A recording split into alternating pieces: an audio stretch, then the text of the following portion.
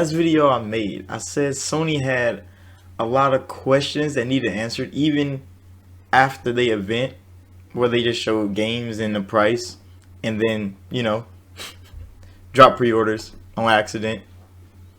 But those questions still aren't answered. And some of these questions, people are asking still.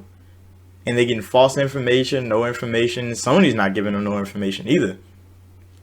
One of those is how backwards compatibility work. And yeah, Sony's like what? President of marketing? I don't know who he is. Jim Ryan. He said 99% of their library from PlayStation 4 is playable on PlayStation 5. And that sounds good and all. The numbers sound good. 90%, 99%. That sounds good. Sounds like a lot of games. But what he didn't say is how it worked. Is it disc-based? Will your physical games just show up on your PlayStation 5?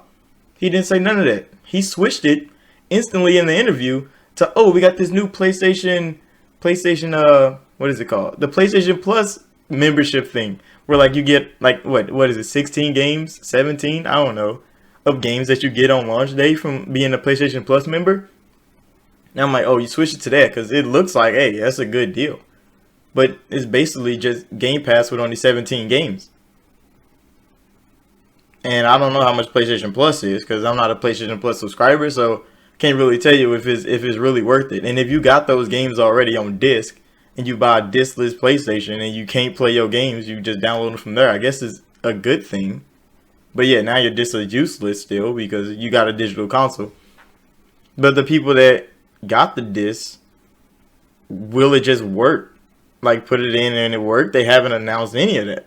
And if it worked, like he said, 99%, why don't you just come out and tell people? Put out a blog post, put out a YouTube video and be like, hey, backwards compatibility is in, it's working, show it working. They haven't. They went on Washington Post, they got asked one question, they answered it slightly, switched the subject. I'm like, damn, that's kind of smoke and mirrors, bro. Like, it's not that hard to just tell people it's not going to work or it's going to work by launch. Just tell people. Another thing that's going on, which big question everybody's asking, digital console got 825 gigs of memory. How much of that is usable? They haven't said that. People speculating. It might be the whole 825. It might be 700.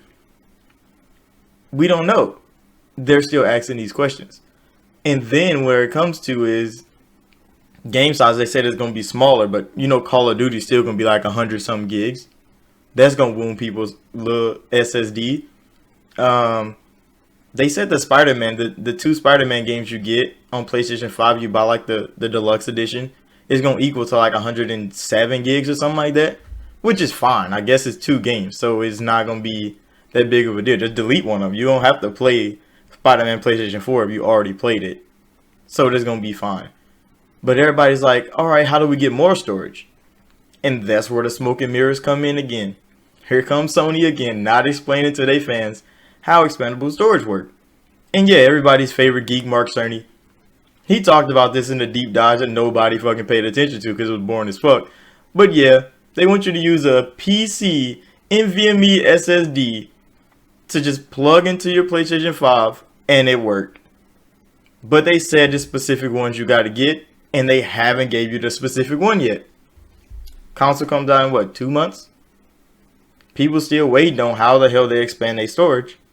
You can put a external HDD drive, external SSD drive, but it's just gonna slow your PlayStation down. And they're not explaining to the consumer, their fans, the people that's buying their console that, hey, we don't got the ideas yet. We don't have the numbers yet. We can't tell ya. They could just come out and say that. Nobody on the PlayStation side want to be a bearer of bad news. So they just not talk about it. And that's not the way to go. That's the wrong way to go. Because then people going to go out and buy all this stuff because, they got their pre-order if they got one. The bots got all the rest of them. They going to go buy their NVMe SSD cards. They going to go buy all this peripheral stuff when they get their console and then none of it worked properly. And then they'd be looking at Sony like, bro, you said it worked. Why ain't it working? Because they're not communicating well with the fans at all. but they want you to buy all this stuff. And it's crazy that Xbox has already dropped all of this news. Yeah, Xbox still got questions to ask, but most of those is like the price of their expandable storage card. We don't know the price of it yet, but they can get to that eventually. Sony still got specs to talk about. Like, we don't even know what the PlayStation 5 is capable of still. They talked about some of it. We don't even know the ports on the PlayStation. Yeah, you can go find videos of people that freeze framed a panorama picture of a PlayStation 5 and they like point out ports to see like what is what, but they haven't even shown the console like in physical form, somebody holding it, somebody like telling you about it. There's like a million Xbox videos online right now holding the two consoles that are on sale with every port available. They got the speed of the SSD on display, the dashboard and everything already got shown. In PlayStation, all you know is a PlayStation 5 coming. You're not able to buy it because bots took it all. And there you go, fans. Run with that. And I don't think that's right for a company to do. And of course, you know, PlayStation has the market share. They got all the PlayStation 4 consumers ready for their PlayStation 5. So most people probably don't even care about all that. They're like, oh, I'm getting a PlayStation 5. I got a PlayStation 4. It's fine. But for the people trying to jump in and people that want to know the tech compared to the Xbox, they got no answers. And the more half answers that they give, it just makes more questions. Like when you said the PlayStation Plus collection, where you get what, 17 games, maybe 20 at max. It's like, all right, does that expand? Do they add more? Or is that just going to be like the one-time thing for the PlayStation Plus people that join PlayStation? Because for the people that have those games already, because it's like Fallout 4 and everybody had Fallout 4, but then PlayStation ruined it by ruining the mod support. And yeah, they had like God of War. I know every PlayStation nigga got God of War. Come on now. Every PlayStation person got The Last of Us. But those, it's a collection for new members. You can see it's for new members, that people that don't have games. But the people that have games is a useless marketing tool, because they like, oh, we already got those. What else? More questions than answers.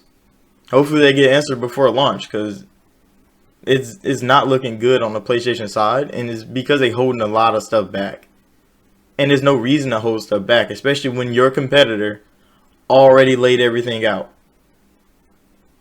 All the questions that are getting asked about PlayStation, Xbox already answered months ago. Why is Sony waiting? It's not like, oh, this is like a big event thing. Like, no. Xbox UI drop was in a YouTube video and a blog post about how they're expanding across devices with their dashboard. It's not that hard. Their SSD expandable storage thing was announced with the console.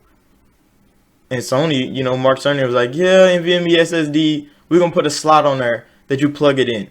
But every PlayStation event barely showed the PlayStation 5 console, and they never showed the slot. And I know on PC, that slot is on a motherboard.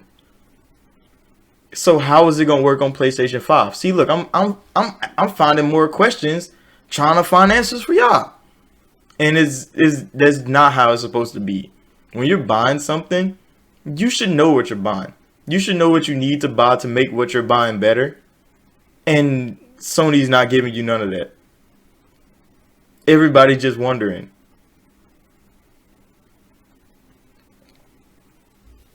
Damn, I'm still wondering why I'm wondering. I'm not even buying one. But I know people that are. And they ask me questions and I'm like, bro, I don't even know. I don't even know. I can't even find somebody that speculate the answer. So yeah, that's just one man thoughts on this next gen PlayStation 5. Hopefully we all get the answers we want. I mean, even if I'm not buying it, I just want the information so when people ask me, I can let them know if they're PlayStation fans. I know PlayStation fans, they ask me all the time about stuff. They're not tech savvy. but they do want to play those games, and they want the best way to play those games. I want to be able to give them the information they need, or at least tell them where to find it. And Sony's not even posting it to give people an outlet to find anything. They could put a Q&A video up and just answer all the questions, even if it's bad. Even if somebody asks them like, hey, how's the NVMe SSD gonna work? And they be like, oh, well, you're gonna have to open a console, break warranty, and plug it into the system's motherboard memory thing. Like, at least tell people what they have to get into, or at least show the console in all its glory, if it has glory at all, because they're definitely hiding it for some reason. And show them, like, here's the port where you're gonna plug in your things. There's an extra port for if you want an HDD to put on there, or an external SSD. Like, just do something. Do something. I'm not even a big PlayStation fan, and I know I would want to know these things if I was. So it's kind of cool that I've been on the Xbox side of this for a while. Even through the bad shit. Even when the Xbox One launched and everybody was taking shots at it, shitting on it about the DRM and the Kinect system, we all stood there. It was like, bro, it's getting better. Because they're listening, they're learning, and they're crafting for the future. Sony got complacent, I think, because they're crafting as they go now. I think they forgot that this stuff comes out in 2 months, or they haven't, and they're just waiting for October for another event to just drop all this stuff. But who knows? They already sold all the PlayStations that they put on pre-order. They have confirmed everybody's buying one. Well, all the bots took it, but they sold a lot of them. They had to. What they put up online, 11 million, they're all gone. So 11 million people. Yeah, I'm gonna just say 11 million people because I know the bots got it all, but 11 million consoles are gone, and there's still so much to learn about it. So I'm gonna just end it right there because me thinking about this stuff is just causing me to make more questions. And I don't want to be the bearer of bad news for too long. So thank you all for watching. Like and subscribe if you're new. And I'll see y'all in the next video.